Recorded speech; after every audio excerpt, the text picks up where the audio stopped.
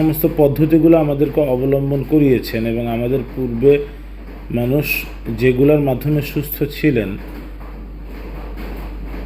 সেই সমস্ত পদ্ধতি এগুলা, যেগুলো যুগ যুগ ধরে শতাব্দীকে শতাব্দী মানুষের মধ্যে ব্যবহৃত এবং উপকারী হিসেবে সাব্যস্ত হয়ে এসেছে। তো আমাদেরকে, যেহেতু আমাদের মধ্যেও বিভিন্ন ধরনের সমস্যা তৈরি হয় জিন জাদু বদনজর ওয়াসওয়াসা হাসাদ এগুলোর প্রভাবে, সেহেতু আমাদেরকেও ভিতর থেকে নিজেদেরকে পরিষ্কার করার জন্য এই পানীয়গুলোর ব্যবহার খুবই গুরুত্বপূর্ণ। এই পর্যায়ে আমরা আলোচনা করব আল মুত্তাহির লিররূহি ওয়াল জাসাদ। আল মুত্তাহির লিররূহি ওয়াল জাসাদ, আল মুত্তাহির এইটা তৈরি করার জন্য আমাদের দরকার হচ্ছে প্রথমে 2 টেবিল চামচ কালো জিরা চূর্ণ।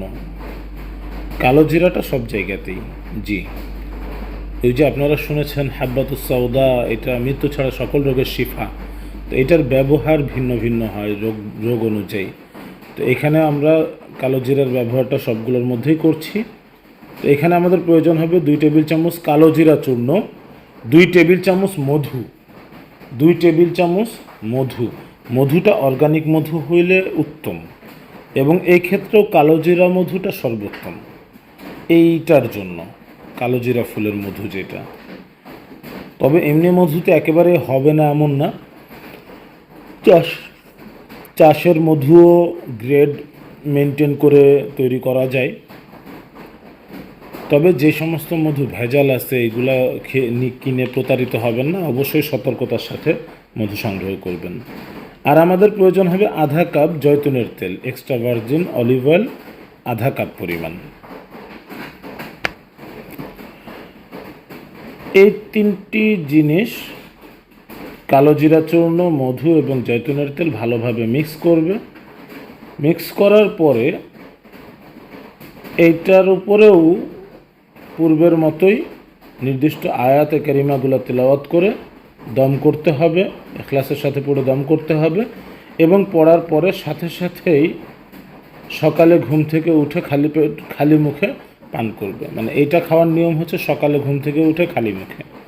আর সকালে ঘুম থেকে উঠে খালি মুখে বলতে মানে আর কিছু না খেয়ে প্রথম খাবারটা হবে এটা। এরপরে কি করবে, রোগী ব্যক্তি 7টি ফু দেওয়া খেজুর খেয়ে দিন শুরু করবে। এই ক্ষেত্রে আজওয়া উত্তম, তবে আজওয়া না হইলেই হবে না এমন না। আমরা মানুষকে বাধ্য করব না যে আজওয়াই হইতে হবে। আজওয়ার ফাজাইল অবশ্যই বিশেষভাবে বলা হয়েছে, কিন্তু কারো যদি আজওয়ার তৌফিক না হয় সেক্ষেত্রে যে কোনো খেজুর সে খেতে পারে। খেজুরগুলো আগে থেকে দম করা, এরকম 7টা খেজুর খেয়ে সে দিন শুরু করবে।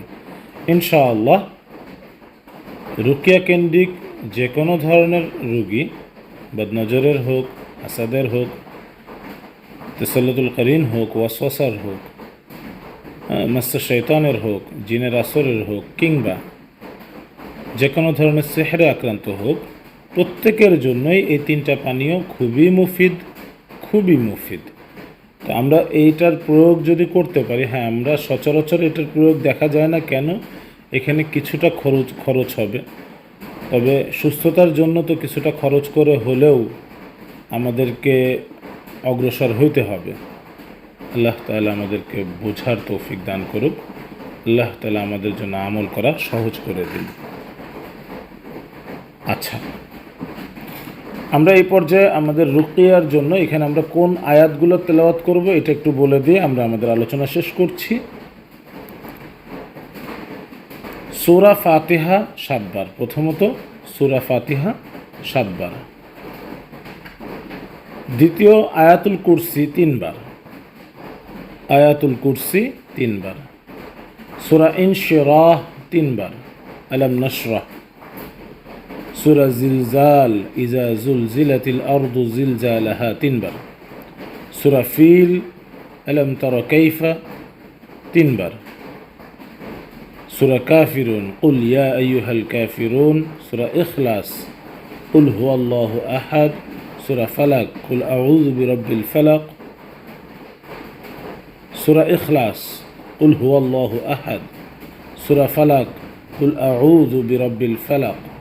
সূরা নাস, উল আউযু বিরাব্বিন নাস, এগুলোও কাফিরুন, ইখলাস, ফালাক, নাস, এগুলোও 3 বার করে। এবং সর্বশেষ দরুদ শরীফ, এটা তো অবশ্যই দরুদ শরীফ কখনোই বাদ দেওয়া যাবে না। ইখলাসের সাথে এইগুলো তেলাওয়াত করে আমরা ওই পানীয়র মধ্যে দম করব এবং আমরা ওই পানীয়গুলোকে পান করব ইনশাআল্লাহ। আল্লাহ তাআলা আমাদেরকে জাযায়ে খায়ের দান করুন। ওয়া আখিরু দাওয়ানা আলহামদুলিল্লাহি রাব্বিল আলামিন।